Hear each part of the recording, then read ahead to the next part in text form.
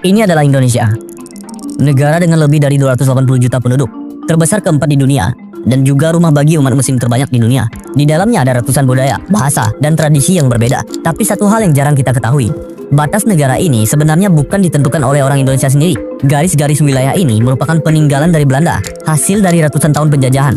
Jadi bagaimana batas-batas ini terbentuk? Kalau kita tarik mundur sebentar, sejak ribuan tahun lalu, kepulauan ini sudah jadi jalur perdagangan dunia. Saat itu, wilayah ini belum menjadi suatu negara. Puluhan ribu pulau berdiri sendiri dengan kerajaan dan kesultanan masing-masing. Majapahit contohnya. Majapahit memang pernah besar, tapi ketika bangsa Eropa datang, kejayaannya sudah tinggal sejarah. Pertama Portugis, lalu Belanda, dan akhirnya Belanda menguasai seluruh kepulauan. Pada awalnya, Belanda hanya datang untuk berdagang rempah-rempah. Namun perlahan, tujuan ini pun mulai berubah. Mereka tidak lagi sekedar berdagang, melainkan membangun kekuasaan yang jauh lebih besar. Proyek kolonial itu kemudian berkembang melalui beberapa tahap utama. Awalnya, Belanda datang hanya untuk satu tujuan, rempah-rempah. Mereka mendirikan VOC, sebuah perusahaan dagang. Bukan sekedar berdagang, VOC ini dapat membuat perjanjian, berperang, bahkan punya tentaranya sendiri. Rempah-rempah seperti kayu manis, cengkih, lada, dan terutama pala jadi rebutan. Apalagi waktu itu, pala cuma bisa ditemukan di wilayah Nusantara. Belanda pertama kali berdagang dengan orang Banda, tapi masalah muncul karena orang Banda juga berdagang dengan orang Inggris. Belanda yang ingin monopoli pun marah. Di bawah pimpinan Johan Koon, VOC menyerang dengan kejam, ribuan orang Banda dibunuh. Pulau-pulau itu pun hampir kosong.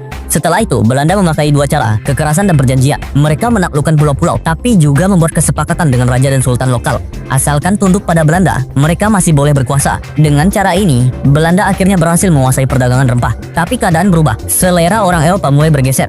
Masakan yang penuh rempah mulai ditinggalkan, diganti dengan masakan Prancis yang lebih ringan. Permintaan rempah pun menurun.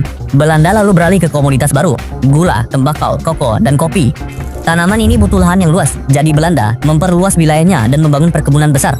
Untuk beberapa waktu, keuntungan memang kembali, tapi akhirnya gula dan kopi juga bisa ditanam di tempat lain. Monopoli hilang, biaya penjajahan makin besar, dan keuntungan berkurang. Dan pada tahun 1979, VOC resmi bangkrut. Dan tak lama kemudian, Belanda jatuh ke tangan Napoleon.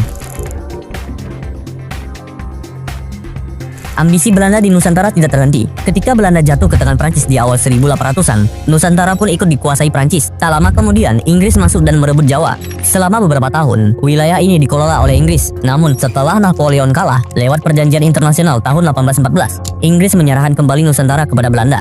Saat kembali, Belanda membuat sesuatu yang baru, sebuah tentara kolonial bernama Kenil. Pasukan ini direkrut dari berbagai daerah di Nusantara. Banyak diantaranya berasal dari Maluku setelah perdagangan rempah runtuh. Tentara ini segera dimanfaatkan Belanda untuk memperkuat kekuasaan mereka. Setelah Perang Napoleon, negeri Belanda sendiri dalam keadaan miskin. Raja baru mencari cara untuk mengisi kas negara, dan pandangan tertuju pada Nusantara. Ia menyewakan tanah, memungut pajak, dan membuat perjanjian dengan raja-raja lokal. Masalah muncul karena para raja lokal memeras rakyat terlalu keras. Ketika sistem itu dihentikan, mereka mulai marah, dan dari sinilah meletus Perang Diponegoro.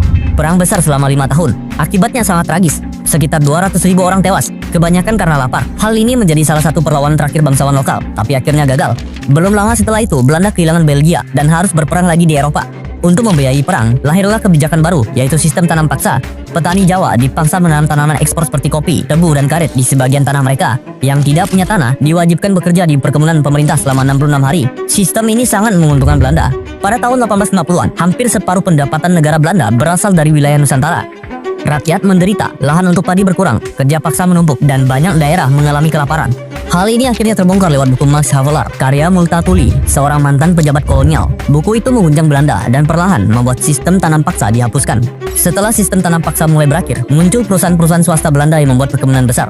Mereka butuh lebih banyak tanah, dan untuk itu, Belanda mengandalkan Kenil. Antara tahun 1816 sampai 1914, tentara kolonial melakukan sekitar 200 ekspedisi militer. Sedikit demi sedikit, lebih dari separuh wilayah Nusantara ditaklukkan. Ini sejalan dengan tren global. Pada tahun 1800-an, orang Eropa hanya menguasai 30% wilayah dunia, tapi menjelang 1914, mereka sudah menguasai 84%. Pembukaan terusan Suez tahun 1869 membuat jalur perdagangan berubah. Selat Malaka jadi sangat penting. Hal ini membuat Belanda berhadapan dengan Kesultanan Aceh yang terkenal tangguh dan berpegang kuat pada Islam. Perang Aceh berlangsung 40 tahun dan menewaskan sekitar 100.000 orang. Salah satu jenderal Belanda, Van Hoys, bahkan dipulangkan dengan upacara kenegaraan layaknya seorang bangsawan. Pada akhirnya, setelah 300 tahun, Belanda berhasil menaklukkan seluruh kepulauan Nusantara. Apa yang dulunya hanya dimulai dari pencarian rempah-rempah berubah menjadi proyek kolonial raksasa. Sebuah negara kecil berpenduduk 5 juta orang Belanda memerintah lebih dari 40 juta penduduk Indonesia.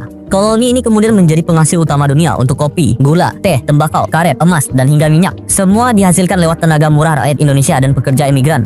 Tapi dari balik penindasan itu, perlahan muncul benih-benih persatuan. Dari sinilah kisah lahirnya sebuah bangsa dimulai.